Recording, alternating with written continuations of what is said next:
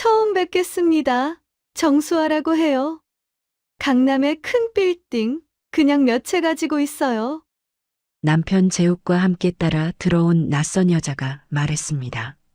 그리고 시어머니는 식탁을 둘러보더니 코웃음을 쳤습니다. 배운 게 없으니까 이렇게 거지 같은 밥상이나 내놓지. 애 없을 때 깔끔하게 갈라서 얘는 강남 건물주야, 강남 건물주. 순간 시어머니가 뜨거운 미역국 냄비를 들어 올렸습니다. 그리고 그대로 싱크대에 쏟아부었죠. 거지 같은 며느리 말고 나도 죽기 전에 건물주 며느리 한번 봐봐야지 않겠어? 채린이 황급히 다가갔지만 시어머니는 손을 휘둘렀습니다. 시어머니가 서류 한 장을 채린 앞에 던졌습니다. 바닥에 떨어진 서류 위에 또렷하게 적혀 있었죠. 이혼 합의서. 그 여자는 정수아라고 했습니다. 명품 베개, 명품 구두까지 온몸에서 돈 냄새가 풍겼죠. 정수아는 채린을 보며 씩 웃었습니다. 남편 재욱은 고개도 들지 않았습니다. 그저 벽만 바라보고 있었죠. 채린의 손이 떨렸습니다. 오늘의 이야기 시작 전에 잠시만 구독 버튼을 눌러주세요. 영상 제작에 큰 힘이 됩니다. 댓글로 시청하고 계신 곳을 알려주시면 감사한 마음으로 반갑게 인사드리겠습니다. 그럼 이야기 바로 시작하겠습니다. 3년 전 채린은 이재욱과 결혼했습니다. 연애 2년 그리고 프러포즈. 재욱은 다정했고 채린은 행복했죠. 결혼식 날 재욱이 속삭였습니다. 채린아, 평생 지켜줄게. 그때만 해도 채린은 그 말을 믿었습니다. 시댁은 조금 잘 사는 편이었습니다. 시어머니 오미정은 남편이 남긴 부동산 몇 채로 여유롭게 살고 있었죠. 임대 수입도 꽤 됐고 예금도 넉넉했습니다. 첫 인사 자리는 강남의 한 레스토랑이었습니다. 시어머니는 명품 핸드백을 테이블 위에 올려놓고 물었죠. 채린 씨는 뭐해? 홈쇼핑 쇼호스트 하고 있습니다. 아, 쇼호스트? 그거 얼마나 번다고? 시어머니는 더 묻지 않았습니다. 그저 미소만 지었죠. 하지만 채린은 그 미소 뒤에 숨은 의미를 알아챘습니다. 재욱이 끼어들었습니다. 엄마, 채린이 일 잘해. 방송국에서도 인정받고. 그래. 뭐, 요즘 애들은 다 일한다니까. 시어머니는 관심 없다는 듯 메뉴판을 펼쳤습니다. 결혼 후 채린은 일을 계속했습니다. 방송 스케줄 때문에 퇴근이 늦은 날도 많았죠. 생방송이 끝나면 보통 밤 10시가 넘었습니다. 어느 날 시어머니가 전화를 걸어왔습니다. 채린아, 재욱이가 혼자 밥 먹더라. 신혼인데 그러면 안 되지. 죄송해요, 어머님. 다음부턴 일찍 들어올게요. 쇼호스트가 뭐가 그리 바빠? 애 낳을 생각도 해야지. 결혼한 지 벌써 반년이 넘었는데. 전화를 끊고 나서 채린은 한숨을 쉬었습니다. 재욱에게 말했죠. 여보, 나 일 좀 줄일까? 괜찮아. 엄마 말씀은 신경 쓰지 마. 내가 일하는 거 나는 좋아. 그래도 우리 페이스대로 가자. 애는 나중에 낳으면 되지. 재욱은 다정했습니다. 하지만 시어머니의 전화는 계속됐죠. 일주일에 두세 번씩 전화가 왔습니다. 재욱이 오늘도 편의점 도시락 먹었다던데? 병원은 다녀봤어? 애 안 생기는 데는 이유가 있는 법이야. 쇼호스트 일이 뭐가 그리 중요해? 며느리 노릇이 먼저지. 채린은 점점 지쳐갔습니다. 결국 결혼 1년쯤 지나 방송국에 사표를 냈죠. 회사 동료들이 아쉬워했습니다. 채린아, 진짜 그만둬? 너 완판 많이 시켰잖아. 응, 이제 집안일에 집중하려고. 아깝다, 진짜. 너 실력 있는데. 홈쇼핑 PD 윤태경이 명함을 건네며 말했습니다. 언제든 돌아오고 싶으면 연락해. 내가 자리 만들어줄게. 채린 씨 같은 호스트는 흔치 않거든. 채린은 명함을 지갑 깊숙이 넣었습니다. 집에서 살림만 하는 생활이 시작됐습니다. 처음엔 괜찮았습니다. 재욱은 퇴근하면 안아주고 주말엔 함께 영화를 보러 갔죠. 시어머니도 만족스러워했습니다. 역시 며느리는 집에 있어야 제맛이지. 하지만 1년이 지나고 2년이 지나자 뭔가 달라지기 시작했습니다. 재욱의 귀가 시간이 늦어졌습니다. 10시였던 퇴근이 11시가 되고 12시가 됐죠. 새벽 1시에 들어온 날도 있었습니다. 채린이 물으면 짧게 대답했습니다. 회식 있었어. 야근했어. 거래처 사람들이랑 술 한잔했어. 핸드폰을 볼 때도 달라졌습니다. 예전엔 화면을 보여주며 얘기했는데 이젠 화면을 가렸죠. 문자 알림이 오면 얼른 확인하고 미소 짓는 모습을 채린은 봤습니다. 어느 날 저녁 채린이 물었습니다. 여보, 요즘 왜 이래? 무슨 일 있어? 무슨 소리야? 그냥 바쁜 거야. 근데 전화도 자꾸 나가서 받고. 회사 일이야. 왜 자꾸 물어? 재욱은 짜증 섞인 목소리로 대답했습니다. 그리고 시선을 피했죠. 채린은 불안했습니다. 3년이면 사랑도 유통기한이 있나? 채린은 혼자 중얼거렸습니다. 결혼 3년 차가 됐을 때였습니다. 가을이 깊어가던 어느 날 시어머니 생신이 다가왔죠. 채린은 며칠 전부터 준비를 시작했습니다. 시어머니가 좋아하는 갈비찜 레시피를 검색하고 재료를 사러 시장에 갔습니다. 잡채에 들어갈 채소도 신선한 걸로 골랐죠. 미역국은 시어머니가 좋아하는 진한 맛으로 끓이기로 했습니다. 전도 부치고 나물도 무치고 과일도 깎아뒀습니다. 생신 당일 오전부터 다시 주방에 섰죠. 갈비찜 양념을 재우고 미역국을 푹 끓였습니다. 오후 5시쯤 드디어 상차림이 완성됐습니다. 갈비찜, 잡채, 미역국, 각종 전과 나물, 그리고 케이크까지 완벽했습니다. 채리는 거울을 보며 머리를 매만졌습니다. 화장도 살짝 고쳤죠. 5시 30분, 약속 시간까지 30분 남았습니다. 채리는 기다렸습니다. 초인종이 울렸습니다. 그리고 문을 열었을 때 채린의 인생이 완전히 바뀌기 시작했습니다. 시어머니 생신이 일주일 앞으로 다가왔습니다. 채린은 이번엔 꼭 인정받고 싶었죠. 지난 2년 동안 시어머니에게 칭찬을 들어본 적이 없었습니다. 항상 뭔가 부족하다는 표정이었죠. 인터넷에서 레시피를 찾아 메모했고 시장에서 한우갈비와 신선한 채소를 샀습니다. 집에 돌아와 냉장고를 정리하는데 거실에서 재욱이 핸드폰을 보며 미소 짓고 있었습니다. 문자를 보고 웃고 있었죠. 여보, 뭐 보고 웃어? 재욱이 화들짝 놀라며 핸드폰을 뒤집었습니다. 아, 회사 동료가 재미있는 거 보냈어. 나도 볼까? 아니, 별거 아니야. 재욱은 핸드폰을 주머니에 넣었습니다. 채리는 더 묻지 못했습니다. 불안감이 커져갔죠. 다음 날 단골 카페에 들렀습니다. 기분 전환이 필요했습니다. 알바생 지수가 반갑게 인사했습니다. 안녕하세요, 손님. 오늘은 아메리카노? 응, 그걸로 줘.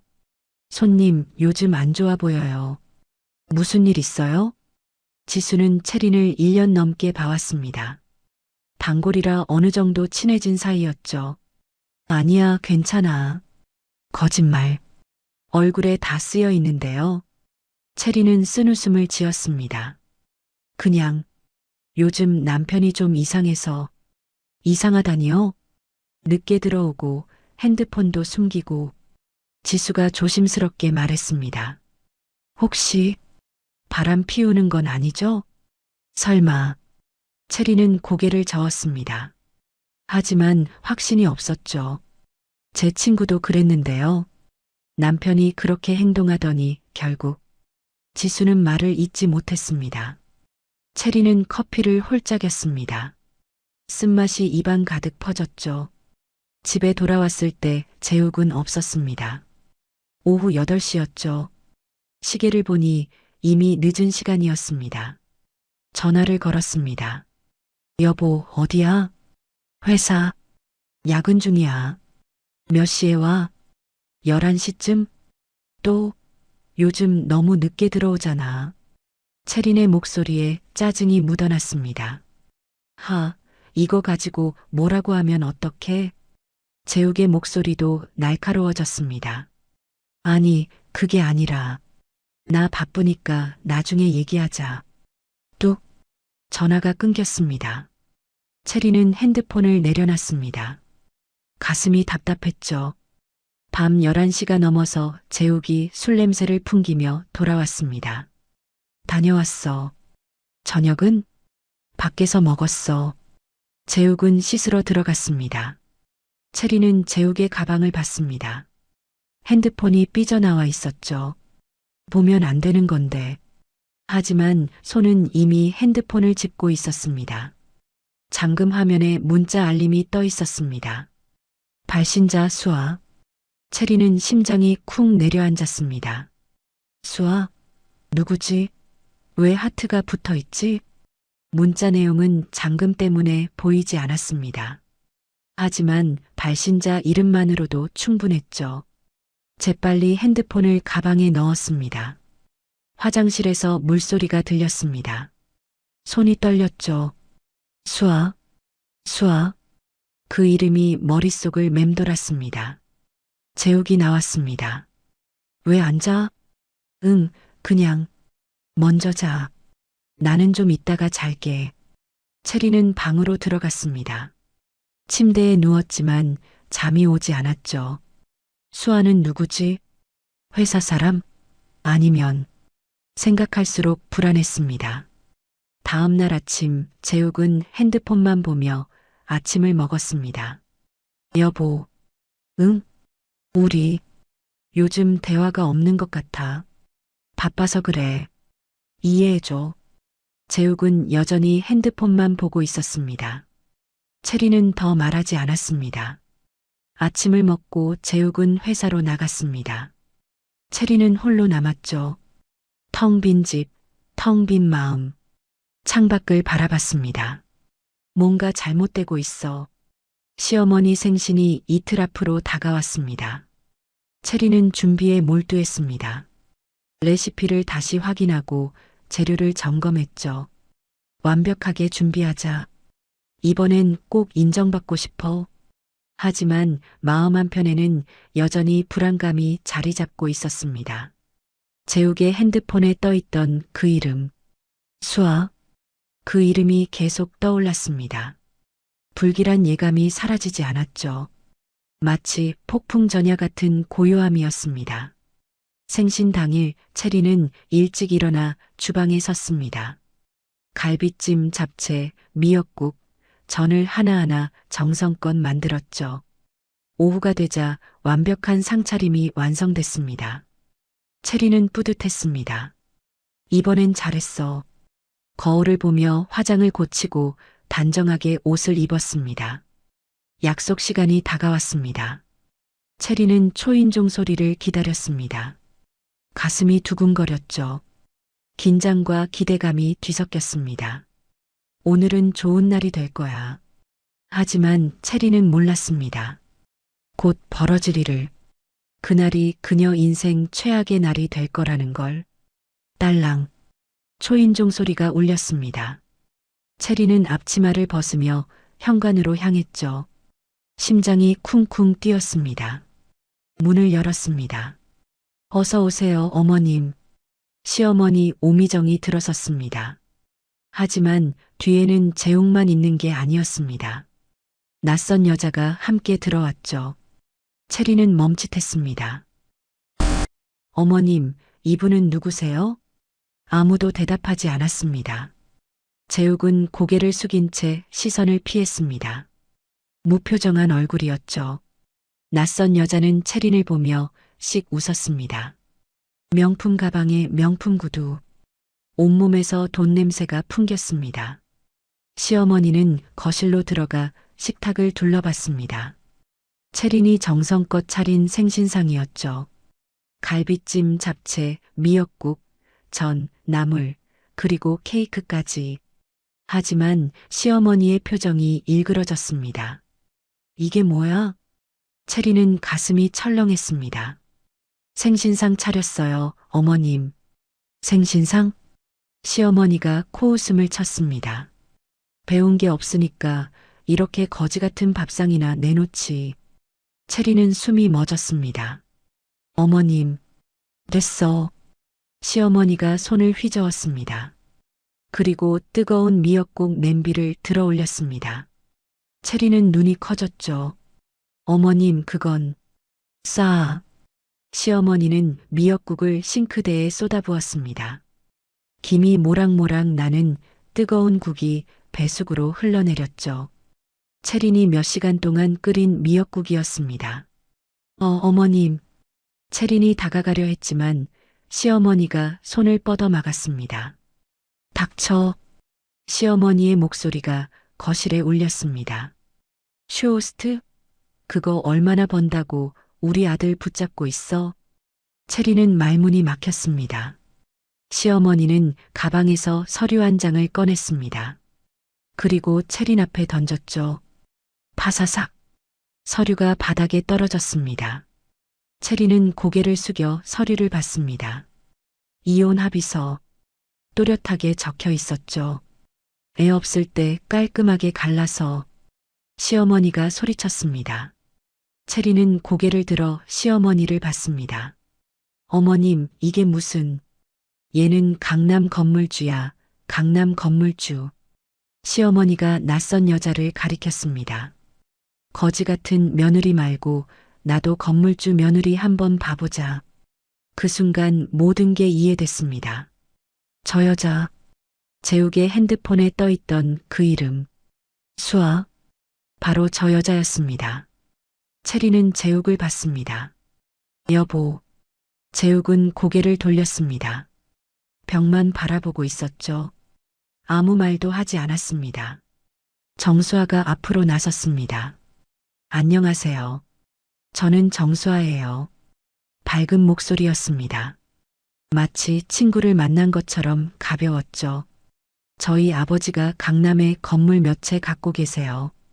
재욱 오빠랑은 회사에서 알게 됐고요. 정수아는 채린을 위아래로 훑어봤습니다. 그리고 씩 웃었죠.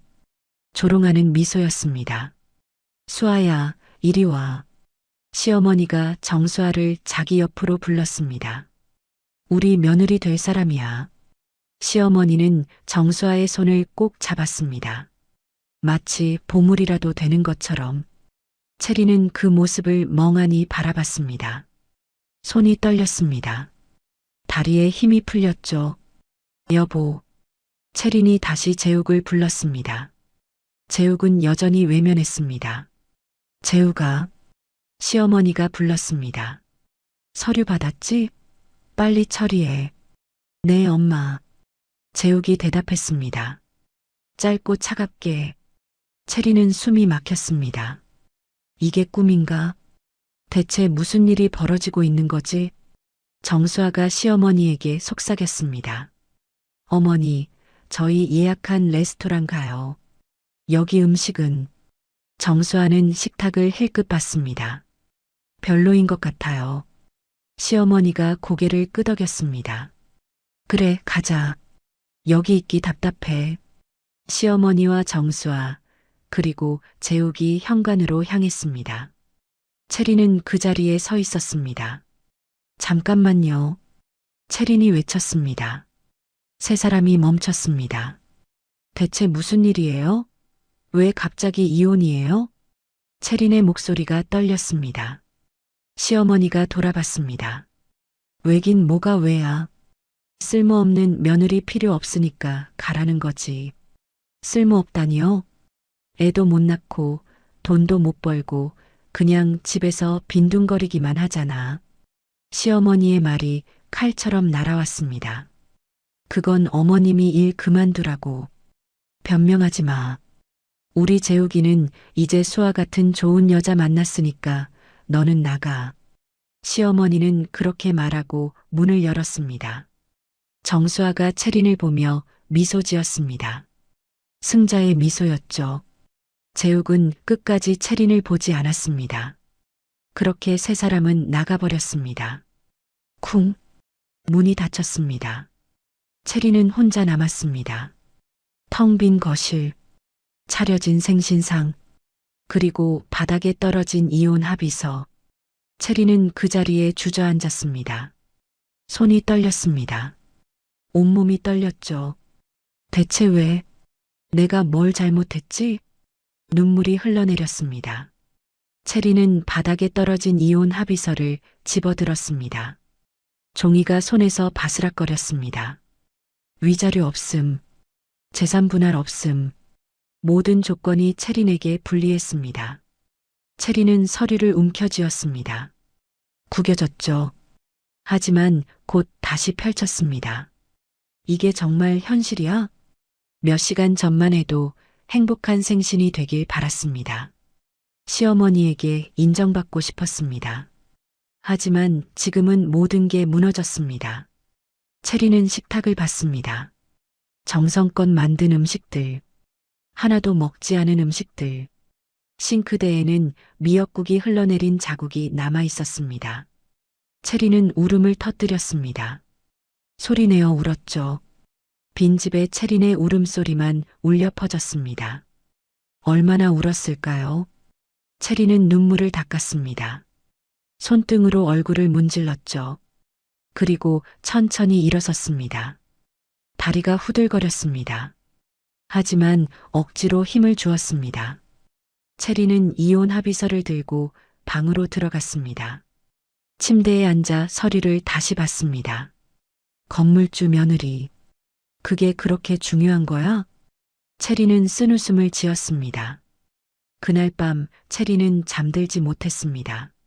천장만 바라보며 밤을 새웠죠. 머릿속은 복잡했습니다. 이제 어떻게 하지? 나는 앞으로 어떻게 살지? 하지만 답은 나오지 않았습니다. 다음 날 아침 재욱이 돌아왔습니다. 하지만 인사도 없이 방으로 들어갔죠. 채린은 거실에 앉아 있었습니다. 밤새 잠 한숨 못 잤습니다. 재욱이 방문을 여는 소리가 들렸습니다. 그리고 뭔가를 끄는 소리. 채린은 일어나 방으로 갔습니다. 재욱이 캐리어에 옷을 넣고 있었습니다. 여보, 뭐 하는 거야? 보면 몰라. 짐 싸는 거야. 재욱은 채린을 보지도 않았습니다. 어디 가려고? 엄마 집. 왜? 당분간 거기서 지낼 거야. 재욱은 무심하게 대답했습니다. 마치 남이 된 것처럼. 채린은 가슴이 찢어지는 것 같았습니다. 여보, 우리 얘기 좀 하자. 무슨 얘기? 이혼. 왜 갑자기 이래? 재욱은 캐리어를 닫으며 말했습니다. 갑자기가 아니야. 이미 오래전부터 생각했어. 뭐? 채린아, 솔직히 우리 사이 별로잖아. 재욱의 말이 칼처럼 날아왔습니다. 애도 없고 너도 일 안 하고 일은 어머님이 그만두라고 해서. 알아. 근데 이제 와서 무슨 소용이야. 재욱은 캐리어를 들었습니다. 서류 작성하면 연락해. 여보. 채린이 재욱의 팔을 잡았습니다. 재욱은 팔을 뿌리쳤습니다. 제발 다시 생각해봐. 우리 3년이나. 3년이면 충분히 오래 견딘 거야. 재욱은 그렇게 말하고 방을 나갔습니다. 현관에서 신발을 신고 문을 열었죠. 여보. 채린이 따라갔지만 재욱은 돌아보지 않았습니다. 쿵. 문이 닫혔습니다. 채린은 그 자리에 무너졌습니다. 며칠 후 시어머니에게서 전화가 왔습니다. 채린아, 서류는 언제 작성할 거야? 어머님, 우리 재욱이 기다리잖아. 빨리 해. 어머님, 제가 뭘 잘못했는지 말씀해 주세요. 채린의 목소리가 떨렸습니다. 잘못한 게 아니라 그냥 안 맞는 거야. 시어머니는 차갑게 말했습니다. 수아 같은 애를 만났어야 하는데. 그분은 대체 어떤 분이길래? 말했잖아. 강남에 건물 몇 채 있다고. 우리 재욱이랑 잘 어울리지. 건물주라는 게 그렇게 중요해요? 채린이 물었습니다. 당연하지. 돈이 최고야, 돈. 시어머니는 그렇게 말하고 전화를 끊었습니다. 채린은 핸드폰을 내려놨습니다. 한숨이 나왔죠. SNS를 열어봤습니다. 그리고 믿을 수 없는 사진을 봤습니다. 시어머니 계정에 올라온 사진이었죠. 시어머니, 재욱 그리고 정수아가 함께 있었습니다. 카페에서 찍은 사진이었습니다. 우리 며느리 될 수아와 함께. 시어머니가 쓴 글이었습니다. 채리는 핸드폰을 던져버렸습니다. 아직 이혼도 안 했는데 분노가 치밀어 올랐습니다. 하지만 곧 슬픔이 밀려왔죠. 채리는 소파에 앉아 울었습니다. 며칠이 지났습니다. 시어머니의 SNS에는 계속 사진이 올라왔습니다. 정수아와 함께 쇼핑하는 사진, 고급 레스토랑에서 식사하는 사진, 백화점 행사에 함께 간 사진, 마치 이미 며느리인 것처럼. 채리는 더 이상 볼 수 없어 SNS를 삭제했습니다. 일주일이 지났습니다. 재욱에게서 문자가 왔습니다. 서류 작성 안 할 거야? 빨리 해. 엄마가 계속 재촉하시네. 채리는 문자를 읽고 답장하지 않았습니다. 다음 날 시어머니가 직접 집으로 왔습니다. 초인종을 눌렀죠. 채리는 문을 열었습니다. 뭐하러 왔어요? 서류 도장 찍어. 시어머니가 서류를 내밀었습니다. 지금 바로. 저는 됐고 그냥 도장 찍어. 너한테 좋은 거야. 시어머니는 가방에서 도장을 꺼냈습니다. 채린의 도장이었습니다. 언제 가져간 거죠? 어머님, 그건 재우가 이제 행복해져라. 시어머니는 갑자기 눈물을 흘렸습니다. 하지만 연기였습니다. 눈물은 금방 거두었죠. 수아 같은 좋은 애 만났으니까 엄마는 이제 걱정 없다. 시어머니는 그렇게 말하며 서류에 채린의 도장을 찍었습니다. 쿵 소리가 울렸습니다. 어머님, 됐어. 이제 남이야. 시어머니는 서류를 챙겨 들고 나갔습니다. 문이 닫혔습니다. 채리는 그 자리에 주저앉았습니다. 안 돼. 하지만 이미 늦었습니다. 며칠 후 이혼이 확정됐습니다. 법원에서 통지서가 왔죠. 이혼 확정. 채리는 통지서를 보며 멍하니 앉아 있었습니다. 3년 결혼 생활이 끝났습니다. 채리는 빈집에서 오열했습니다. 소리내어 울었죠. 얼마나 울었을까요? 눈물이 마를 때까지 울었습니다. 그리고 정신을 차렸습니다. 이제 어떻게 하지? 통장을 확인했습니다. 잔고가 얼마 남지 않았습니다. 이혼 재산 분할도 없었습니다. 위자료도 없었습니다. 그냥 빈손으로 나온 거였죠. 월세를 내면 거의 바닥이었습니다. 일을 찾아야 해. 하지만 3년 동안 경력 단절이었습니다. 게다가 무직이었죠. 어디서 일을 구할까요? 채리는 구인구직 사이트를 열어봤습니다. 하지만 경력 단절 3년이면 어디서도 받아주지 않을 것 같았습니다. 어떡하지? 다음 달 월세 걱정이 밀려왔습니다. 관리비도 내야 했습니다. 생활비도 필요했죠. 채리는 고개를 떨궜습니다. 앞이 깜깜했습니다. 내가 뭘 잘못한 거지? 왜 나만 이렇게 힘든 거야? 창밖을 봤습니다. 해가 지고 있었습니다. 어둠이 밀려왔죠. 채리는 그 어둠 속에 홀로 앉아 있었습니다. 한편 시댁에서는 축제 분위기였습니다. 오미정은 정수아와 함께 백화점을 돌아다녔죠. 수아야, 이 가방 어때? 예쁘네요, 어머니. 그럼 사자. 우리 며느리 될 사람한테 뭐 못 사주겠어? 오미정은 흐뭇하게 웃으며 카드를 내밀었습니다. 재욱도 정수아와 함께 있는 시간이 많아졌습니다. 수아야, 너랑 있으니까 편해. 오빠도요. 전 며느리는 답답했잖아요. 정수아가 재욱의 손을 잡았습니다. 재욱은 그 손을 꼭 쥐었죠. 어느 날 정수아가 제안했습니다. 어머니, 제가 좋은 투자건이 있는데요. 투자? 오미정의 눈이 반짝였습니다. 강남의 신축 빌딩 분양이 나왔어요. 제 아버지도 투자하시는 건데 어머니도 함께 하시면 어떨까요? 수익률은 1년에 최소 20%는 나와요. 제 아버지 말로는 30%도 가능하대요. 오미정은 귀가 솔깃했습니다. 그 정도면 대박이네. 네, 근데 이번 주까지만 받는데요. 그럼 얼마 넣어야 해? 최소 5천만 원이요. 오미정은 잠시 고민했지만 정수아의 환한 미소를 보니 믿음이 갔습니다. 알았어. 내가 1억 넣을게. 정말요? 고마워요, 어머니. 며칠 후 정수아는 또 다른 제안을 했습니다.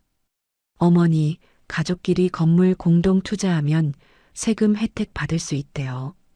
세금 혜택? 네, 그러려면 가족 공동 명의로 해야 하는데요. 계좌 접근 권한만 주시면 돼요. 그래, 알았어.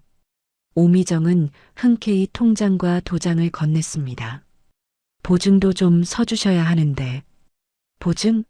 뭐 하는 거야? 안전하게 투자금 관리하려면 필요하대요. 형식적인 거예요. 알았어, 알았어. 오미정은 서류에 서명했습니다. 재욱도 정수아의 말을 믿었습니다. 수아야, 나도 투자할게. 오빠도요? 고마워요. 얼마 넣으면 돼? 오빠는 5천만 원 정도. 재욱은 예금을 깼습니다. 자, 여기. 오빠 최고예요. 한 달이 지났습니다. 오미정이 정수아에게 물었습니다. 수아야, 투자 수익은 언제 나와? 어머니, 조금만 기다리세요. 그래. 2달이 지나도 소식이 없었습니다. 수아야, 이제 슬슬 나와야 하는 거 아니야? 어머니, 죄송해요. 서류 처리가 늦어지고 있대요. 석 달째, 오미정은 조바심이 났습니다. 수아야, 대체 언제 돈이 나오는 거야? 어머니, 사실은 투자건이 조금 문제가 생겼어요. 뭐? 근데 제 아버지가 해결하신대요. 곱절로 돌려주신대요. 곱절? 오미정은 불안했지만 곱절이라는 말에 다시 안심했습니다. 하지만 넉 달째 정수아에게 연락이 되지 않았습니다. 전화를 해도 꺼져 있었고 문자도 읽지 않았죠. 재우가, 수아 연락 안 돼? 저도 안 되는데요. 이게 무슨 일이야? 며칠 후 오미정의 집 초인종이 울렸습니다. 누구세요? 경찰입니다. 문을 열자 형사 2명이 서 있었습니다. 혹시 정수아라는 사람 아십니까? 네, 아는데요. 무슨 일이세요? 그 사람 사기범입니다. 네. 오미정은 다리에 힘이 풀렸습니다. 사기범이라니요? 전과 육범이에요. 결혼 사기 전문이고요. 형사가 서류를 보여줬습니다. 정수아의 전과 기록이 빼곡히 적혀 있었죠. 이 사람한테 돈 주신 거 있으세요? 오미정은 입술이 파르르 떨렸습니다. 1억 3천만 원. 아이고, 피해자가 또 계시네요. 형사가 한숨을 쉬었습니다. 지금 수배 중인데 해외로 도주한 것 같습니다. 그럼 돈은요? 솔직히 말씀드리면 돌려받기 힘듭니다. 오미정은 그 자리에서 주저앉았습니다. 아, 안 돼. 재욱도 청천벽력 같은 소식을 들었습니다. 뭐라고요? 사기범? 네, 5천만 원 투자하신 거 맞죠? 네, 맞는데. 그것도 돌려받기 어렵습니다. 재욱은 멍해졌습니다.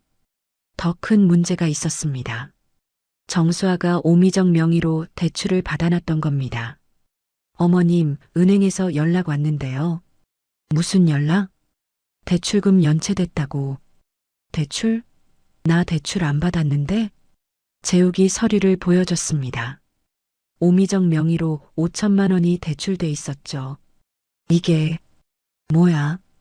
정수아가 서류를 위조해서 대출을 받은 겁니다. 오미정은 집으로 돌아와 통장을 확인했습니다. 텅 비어 있었습니다. 모든 예금이 사라졌죠. 내 돈이. 귀금 속 상자를 열어봤습니다. 역시 텅 비어 있었습니다. 시어머니가 물려준 금반지, 명절 때 받은 금목걸이, 모두 사라졌습니다. 정수아가 안전하게 보관해주겠다며 가져간 것들이었습니다. 오미정은 바닥에 주저앉아 울부짖었습니다. 내 돈, 내 집, 다 없어졌어. 재욱도 회사에서 해고 통보를 받았습니다. 재욱 씨, 죄송하지만 회사 이미지가. 부장님, 저는 피해자라고요. 알아요. 하지만 소문이 안 좋아서요. 재욱은 신용불량자가 됐습니다. 집은 텅 비었고 예금은 바닥났죠. 오미정은 소파에 앉아 멍하니 있었습니다. 내가 왜 이렇게 됐지? 재욱도 고개를 떨구고 앉아 있었습니다. 두 사람 모두 말이 없었죠. 그저 허탈한 표정뿐이었습니다.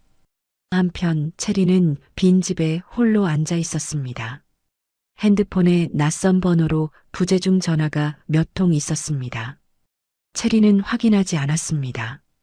그냥 핸드폰을 내려놨죠. 창밖을 바라봤습니다. 해가 지고 있었습니다. 체린의 얼굴에는 아무 표정도 없었습니다. 그저 침묵할 뿐이었죠. 마치 모든 걸 알고 있었다는 듯, 마치 예고된 파멸을 지켜보기만 했다는 듯. 체리는 천천히 일어섰습니다. 그리고 지갑 속 명함을 꺼냈습니다. 윤태경 PD의 명함이었습니다. 언제든 돌아오고 싶으면 연락해. 체리는 명함을 바라봤습니다. 그리고 조용히 미소 지었습니다. 체리는 명함을 손에 쥐고 한참을 바라봤습니다. 전화할까? 3년이나 쉬었는데 받아줄까? 망설였습니다. 하지만 선택의 여지가 없었습니다. 다음 달 월세를 내려면 일을 해야 했습니다. 체리는 용기를 냈습니다. 떨리는 손으로 번호를 눌렀습니다. 신호음이 울렸습니다. 여보세요? 윤태경의 목소리가 들렸습니다. PD님, 저 체린이에요. 체린 씨, 오랜만이에요. 어떻게 지냈어요? PD님, 저 다시 일 시작하고 싶은데요. 전화 너머로 잠시 침묵이 흘렀습니다. 체린은 심장이 쿵쿵 뛰었습니다. 체린 씨, 내가 돌아오면 내가 무조건 라인 깔아줄게. 윤태경의 목소리가 밝아졌습니다. 정말요? 그럼 체린 씨 같은 호스트는 흔치 않아. 회사에서도 환영할 거야. 감사합니다, PD님. 내일 당장 나올 수 있어? 네, 나갈게요. 전화를 끊고 나서 체리는 한참을 그 자리에 앉아 있었습니다. 눈물이 핑 돌았습니다. 다시 시작할 수 있어. 다음 날 체리는 방송국으로 향했습니다. 3년 만에 다시 밟는 방송국 복도였죠. 익숙하면서도 낯선 느낌이었습니다. 체린 씨, 윤태경이 반갑게 맞아줬습니다. PD님, 정말 고마워요. 고맙긴. 우리가 고맙지. 체린 씨 복귀한다니까 다들 좋아하더라. 하지만 모두가 환영하는 건 아니었습니다. 분장실에서 다른 호스트들이 수군거리는 소리가 들렸죠. 3년이나 쉬었는데 감이 있겠어? 요즘 신인 호스트들 얼마나 잘하는데. 체리는 들은 척하지 않았습니다. 첫 방송은 일주일 후였습니다. 체리는 그 일주일 동안 미친 듯이 준비했습니다. 제품 공부, 대본 암기, 발성 연습. 거울 앞에서 수없이 리허설을 반복했죠. 방송 당일 체리는 스튜디오에 들어섰습니다. 조명이 환하게 비쳤고 카메라가 그녀를 향했죠. 자, 10초 전 스태프의 목소리가 들렸습니다. 다섯, 넷, 셋. 빨간 불이 들어왔습니다. 안녕하세요, 여러분. 체린이 말했습니다. 하지만 목소리가 떨렸습니다. 손도 미세하게 흔들렸죠. 이 제품은 말이 꼬였습니다. 체리는 당황했습니다. 진정해, 진정해. 간신히 방송을 마쳤습니다. 하지만 결과는 좋지 않았죠. 판매량이 예상의 절반밖에 나오지 않았습니다. 괜찮아, 체린 씨. 첫 방송이니까 그럴 수 있어. 윤태경이 위로했지만 체리는 자책감에 빠졌습니다. 역시 안 되는 건가? 분장실로 돌아가는 길, 동료들의 수군거림이 들렸습니다. 역시 3년은 너무 길었나 봐. 감 떨어진 게 확실해. 체리는 입술을 깨물었습니다. 그날 밤 체리는 집에 돌아와 거울 앞에 섰습니다. 나는 할 수 있어. 스스로에게 말했습니다. 포기하지 마. 다음 날부터 체리는 더 열심히 준비했습니다. 동료 호스트들의 방송을 보며 연구했고 시청자 댓글을 분석했죠. 무엇이 부족한지, 무엇을 보완해야 하는지. 2주일 후 두 번째 방송이 시작됐습니다. 이번엔 달랐습니다. 체리는 카메라를 보며 자연스럽게 미소 지었습니다. 안녕하세요, 여러분. 오늘 소개해드릴 제품은 정말 특별합니다. 목소리가 안정적이었습니다. 손짓도 자연스러웠죠. 이 제품의 가장 큰 장점은 바로 이겁니다. 체리는 제품을 하나하나 설명하며 시청자들과 소통했습니다. 댓글창이 실시간으로 올라왔죠. 오, 설명 진짜 잘하네요. 저 호스트 누구예요? 처음 보는데 좋아요. 바로 주문했어요. 방송이 끝나고 10분 만에 완판됐습니다. 스튜디오가 환호성으로 가득 찼죠. 체린 씨, 완판이야, 완판. 윤태경이 달려와 손을 잡아줬습니다. PD님, 내가 뭐라고 했어? 체린 씨는 할 수 있다고. 체리는 울컥했습니다. 하지만 이번엔 기쁨의 눈물이었죠. 그날부터 체린의 방송은 계속 완판 행진을 이어갔습니다. 세 번째 방송, 완판. 네 번째 방송, 완판. 다섯 번째 방송도 완판이었습니다. SNS에 체린의 이름이 오르기 시작했습니다. 홈쇼핑 체린 호스트 대박. 갓체린 완판 여왕 등극. 커뮤니티에서도 체린의 방송이 화제였죠. 체린 호스트 설명 듣다 보니 자동으로 주문하게 됨. 완판 예약 키읔 갓체린. 한 달 후 체린은 회사에서 인정받는 호스트가 됐습니다.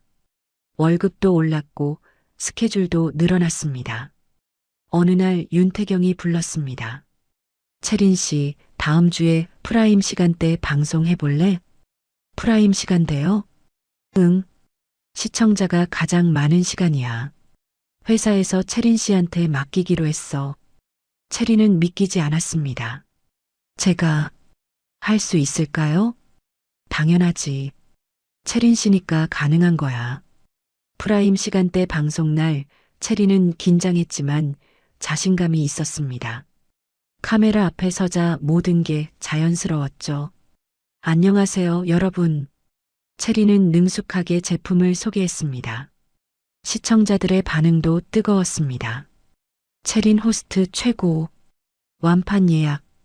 방송이 끝나기도 전에 품절됐습니다. 회사는 난리가 났죠. 체린 씨, 정말 대단하십니다. 이번 달 매출 최고예요. 동료 호스트들도 인정할 수밖에 없었습니다. 체리는 그렇게 조금씩 다시 일어서고 있었습니다. 어느 날 저녁 체리는 방송을 마치고 휴게실에서 쉬고 있었습니다. 윤태경이 커피를 건네며 말했죠. 체린 씨, 요즘 얼굴이 많이 밝아졌어. 그래요? 응. 처음 왔을 때랑 완전 다르지. 체리는 미소 지었습니다. 다시 시작할 수 있게 해줘서 고마워요, PD님. 뭘? 체린 씨가 잘해준 거지. 그날 밤 집에 돌아온 체리는 거울을 봤습니다. 예전보다 훨씬 당당한 얼굴이 비쳤죠. 나 잘하고 있어. 이제 진짜 새 출발이야. 체리는 자신을 버렸던 삶에서 완전히 벗어났습니다. 더 이상 시댁의 눈치를 보지 않았습니다. 더 이상 누군가의 며느리가 아니었습니다. 이제는 박채린 그 자체였습니다. 성공한 홈쇼핑 호스트, 가채린이라 불리는 완판 여왕. 체리는 창밖을 봤습니다. 밤하늘에 별이 빛나고 있었습니다. 체린도 그렇게 빛나고 있었죠. 어느 날 체리는 집을 정리하고 있었습니다. 이사를 가기로 했거든요. 더 큰 집으로. 방송국 근처에 괜찮은 아파트를 계약했죠. 짐을 정리하다가 오래된 서랍을 열었습니다. 그 안에 낡은 노트북이 있었습니다. 이거 예전에 쓰던 노트북이었습니다. 결혼 전에 사용하던 거였죠. 체리는 호기심에 노트북을 켰습니다. 부팅이 느렸습니다. 한참을 기다리자 화면이 켜졌죠. 오래된 파일들이 가득했습니다. 사진, 문서, 그리고 암호화폐 지갑. 체리는 눈을 깜빡였습니다. 아, 맞다. 기억이 났습니다. 몇 년 전 친구의 권유로 호기심에 비트코인을 조금 샀었죠. 10만 원어치였습니다. 체리나, 이거 재미로 한번 해봐. 나중에 오를지도 몰라. 친구의 말에 그냥 사둔 거였습니다. 그리고 완전히 잊고 있었죠. 체리는 지갑 파일을 클릭했습니다. 비밀번호 입력창이 떴습니다. 비밀번호가 뭐였더라? 체리는 머리를 굴렸습니다. 기억이 나지 않았죠. 서랍을 뒤지기 시작했습니다. 오래된 수첩, 영수증, 명함, 그리고 낡은 메모장을 발견했습니다. 펼쳐보니 비밀번호가 적혀 있었죠. 체리는 메모장을 보며 천천히 입력했습니다. 손이 떨렸습니다. 엔터를 눌렀죠. 잠시 로딩 화면이 나타났습니다. 그리고 지갑이 열렸습니다. 화면에 숫자가 떴습니다. 체리는 눈을 의심했습니다. 이게 뭐지? 10만 원어치로 샀던 비트코인. 그 가치가 지금은 수십억 원이었습니다. 체리는 숨이 멎었습니다.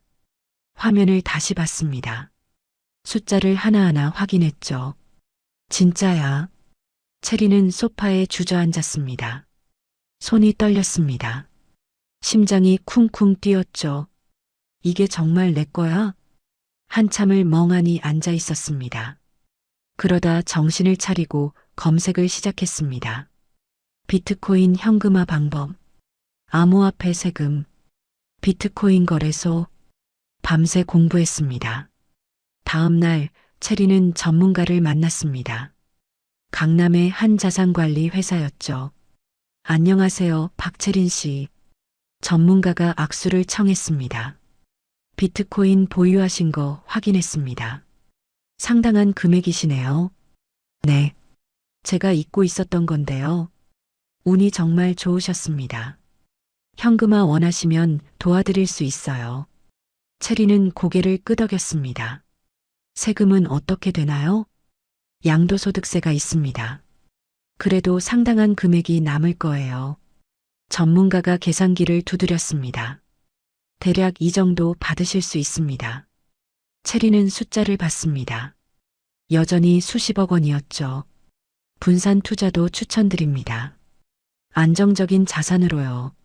어떤 걸로요? 부동산은 어떠세요? 강남 쪽 소형 빌딩 같은. 체리는 귀가 솔깃했습니다. 빌딩. 시어머니가 그렇게 원하던 건물주. 이제 체린이 될 수 있었습니다. 일주일 후 체리는 부동산 중개사무소에 있었습니다. 이 빌딩은 강남역 근처인데 수익률이 좋습니다. 중개사가 서류를 보여줬습니다. 임대 수입도 안정적이고요. 체리는 빌딩 사진을 봤습니다. 깔끔한 5층짜리 건물이었죠.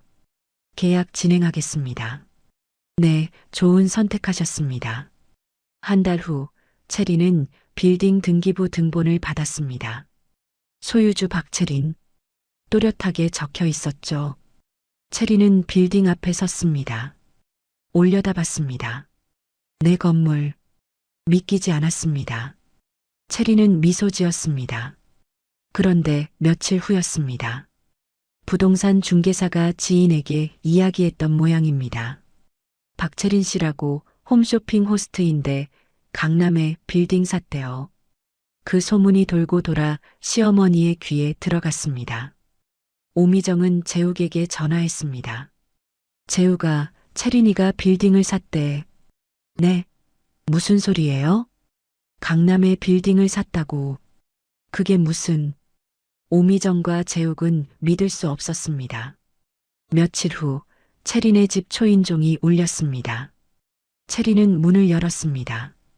오미정과 재욱이 서 있었습니다. 뭐하러 왔어요? 채린이 물었습니다. 야, 너 빌딩 샀다며? 오미정이 다짜고짜 소리쳤습니다. 그게 무슨 상관이에요? 무슨 상관이냐고? 네가 무슨 능력으로 빌딩을 마련해? 제 능력으로요. 채린은 담담하게 대답했습니다. 말도 안 돼. 쇼호스트가 얼마나 번다고. 그건 제 일이에요. 재욱이 끼어들었습니다. 채린아, 혹시 우리 명의로 빚낸 거 아니야? 뭐라고요? 채린은 어이가 없었습니다. 엄마 명의나 내 명의로 대출받은 거 아니냐고. 말도 안 되는 소리 하지 마세요. 그럼 어떻게 빌딩을 사? 수십억이잖아. 오미정이 소리쳤습니다. 제 돈으로 샀어요. 내 돈? 어디서 났어? 그 돈이. 그건 말씀드릴 필요 없을 것 같은데요. 채리는 차갑게 말했습니다. 오미정이 화를 냈습니다. 우리가 누군데 이래. 시어머니고 전남편이잖아.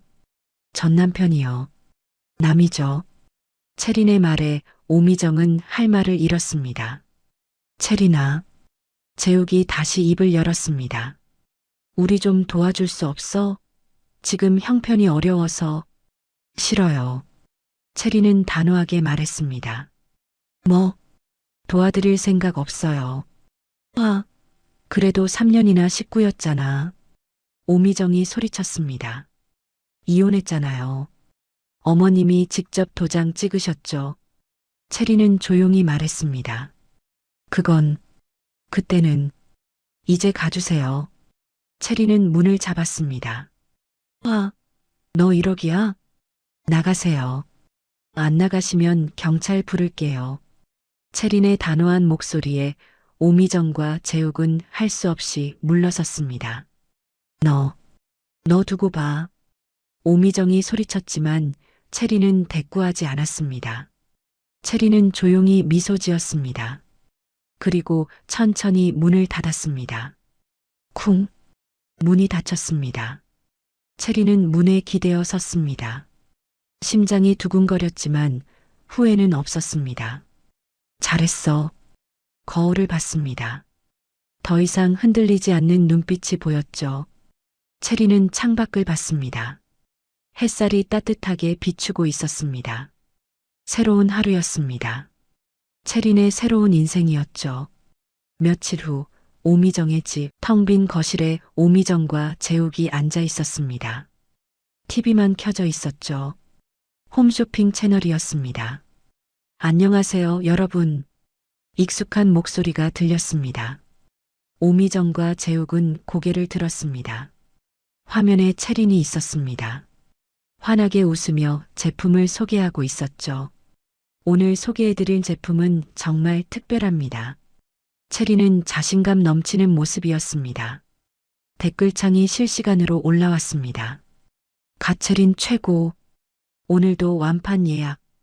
오미정은 멍하니 화면을 바라봤습니다. 재욱도 고개를 떨구었죠. 주문이 폭주하고 있습니다. 채린의 목소리가 경쾌했습니다. 감사합니다, 여러분. 방송이 끝났습니다. 오미정은 리모컨을 들고 TV를 껐습니다. 침묵이 흘렀습니다. 재욱아. 네, 엄마. 우리 어떻게 된 거야?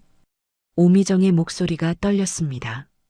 재욱은 대답하지 못했습니다. 사기 여파로 직장에서 해고된 지 한 달이 지났습니다. 신용불량자가 되어 어디서도 취직할 수 없었죠. 오미정도 빚더미에 앉아 있었습니다. 대출금은 계속 쌓여갔고 집도 곧 넘어갈 판이었습니다. 채린이가 저렇게 잘 살고 오미정은 한숨을 쉬었습니다. 다음 날 재욱이 서류 봉투를 들고 왔습니다. 엄마, 이거 봐요. 뭔데? 채린이 빌딩 등기부 등본이요. 재욱이 서류를 펼쳤습니다. 오미정은 서류를 들여다봤습니다. 그리고 눈이 커졌습니다. 소유주 박채린, 주소 서울특별시 강남구, 취득일자, 또렷하게 적혀 있었습니다. 진짜 채린이 거네. 오미정은 서류를 떨어뜨렸습니다. 엄마, 괜찮으세요? 내가 뭘 한 거야? 오미정은 머리를 감싸쥐었습니다. 건물주 며느리. 그게 채린이었어. 갑자기 오미정이 뒷골을 잡았습니다. 엄마. 재욱이 황급히 다가갔습니다. 오미정은 그대로 쓰러졌습니다. 엄마. 재욱이 흔들었지만 오미정은 의식이 없었습니다. 재욱은 급히 전화를 걸었습니다. 여보세요. 구급차 좀 보내주세요. 그날 저녁 재욱은 채린의 집 앞에 서 있었습니다. 손이 떨렸습니다. 초인종을 눌렀습니다. 잠시 후 문이 열렸습니다. 채린이 나타났습니다. 왜 왔어요? 채린의 목소리는 차갑했습니다. 채린아. 재욱은 말을 잇지 못했습니다. 그리고 무릎을 꿇었습니다. 뭐 하는 거예요? 제발, 한 번만 용서해줘. 재욱의 목소리가 떨렸습니다. 일어나세요. 채린아, 내가 잘못했어. 정말 잘못했어. 알아요. 채린은 담담하게 말했습니다. 제발 우리 엄마 좀 살려줘. 엄마가 쓰러졌어. 그게 저랑 무슨 상관이에요? 채린아, 우리 남이잖아요. 채린의 말에 재욱은 고개를 떨궜습니다. 그래도 3년이나. 3년이면 충분히 오래 견딘 거라고 하셨잖아요. 본인이. 재욱은 할 말이 없었습니다. 멀리서 앰뷸런스 사이렌 소리가 들렸습니다. 어머님 병원 가셔야 하는 거 아니에요? 채린이 물었습니다. 채린아, 제발. 전 도와드릴 수 없어요. 채린은 그렇게 말하고 돌아섰습니다. 채린아. 재욱이 소리쳤지만 채린은 멈추지 않았습니다. 현관문으로 들어갔습니다. 채린아, 제발. 쿵. 문이 닫혔습니다. 재욱은 그 자리에 무릎 꿇은 채 남았습니다. 앰뷸런스 사이렌 소리가 점점 가까워졌습니다. 재욱은 고개를 떨구고 울었습니다. 다음 날 아침, 채린은 빌딩으로 향했습니다. 깔끔한 정장을 입고 선글라스를 쓴 채였죠. 빌딩 앞에 차가 섰습니다. 채린은 차에서 내렸습니다. 햇살이 따뜻하게 비추고 있었습니다. 채린은 자신의 빌딩을 올려다봤습니다. 미소가 번졌죠. 나는 해냈어. 빌딩 안으로 들어갔습니다. 직원들이 인사했습니다. 안녕하세요, 사장님. 안녕하세요. 채린은 엘리베이터를 탔습니다. 최상층 버튼을 눌렀죠. 엘리베이터가 올라갔습니다. 최상층에는 채린의 사무실이 있었습니다. 넓고 깔끔한 공간이었죠. 큰 창문으로 강남의 풍경이 보였습니다. 채린은 창가에 섰습니다. 도시를 내려다봤습니다. 이제 시작이야. 핸드폰이 울렸습니다. 윤태경 PD였습니다. 채린 씨, 오늘 방송 준비됐어? 네, PD님. 곧 갈게요. 응, 기다릴게. 전화를 끊었습니다. 채린은 가방을 들고 사무실을 나섰습니다. 복도를 걸었습니다. 당당한 걸음걸이였죠. 엘리베이터를 타고 내려왔습니다. 빌딩 밖으로 나왔습니다. 햇살이 채린을 비쳤습니다. 차에 탔습니다. 시동을 걸었죠. 백미러를 봤습니다. 자신감 넘치는 얼굴이 비쳤습니다. 차가 출발했습니다. 체리는 앞만 보고 나아갔습니다. 더 이상 과거를 돌아보지 않았습니다. 도도하게, 당당하게 체리는 자신의 길을 걸어가고 있었습니다. 그날 저녁 방송. 안녕하세요, 여러분. 박채린입니다. 환한 미소, 완벽한 설명. 오늘도 완판입니다. 감사합니다. 스튜디오에 환호성이 울렸습니다. 카메라가 채린을 비췄습니다. 자신감 넘치고 빛나는 채린. 화면이 서서히 어두워졌습니다. 채린의 미소가 마지막으로 보였죠. 그리고 화면이 꺼졌습니다. 한편 병원 침대에 누운 오미정. 재욱이 옆에 앉아 있었습니다. TV에서 뉴스가 나오고 있었습니다. 홈쇼핑 스타 박채린, 강남 빌딩 소유주로 화제. 재욱은 TV를 껐습니다. 오미정은 천장을 바라보고 있었습니다. 눈물이 흘러내렸죠. 재욱은 고개를 떨궜습니다. 대답이 없었습니다. 병실은 침묵에 잠겼습니다. 그리고 채린은 새로운 아파트 거실에 앉아 있었습니다. 넓고 깨끗한 공간이었죠. 창밖으로 야경이 보였습니다. 채린은 와인 잔을 들었습니다. 홀짝였죠. 미소가 번졌습니다. 나는 행복해. 이제 진짜 내 인생이야. 채린은 창밖을 바라봤습니다. 별이 빛나고 있었습니다. 채린도 그렇게 빛나고 있었죠. 더 이상 누구의 며느리가 아니었습니다. 더 이상 무시당하지 않았습니다. 이제는 박채린, 성공한 홈쇼핑 호스트, 강남 빌딩 소유주, 진짜 건물주였습니다. 채린은 와인 잔을 들어 올렸습니다. 나를 위하여. 혼자 건배했죠. 그리고 환하게 웃었습니다. 지금까지 사연 빛나는 밤이었습니다. 감사합니다.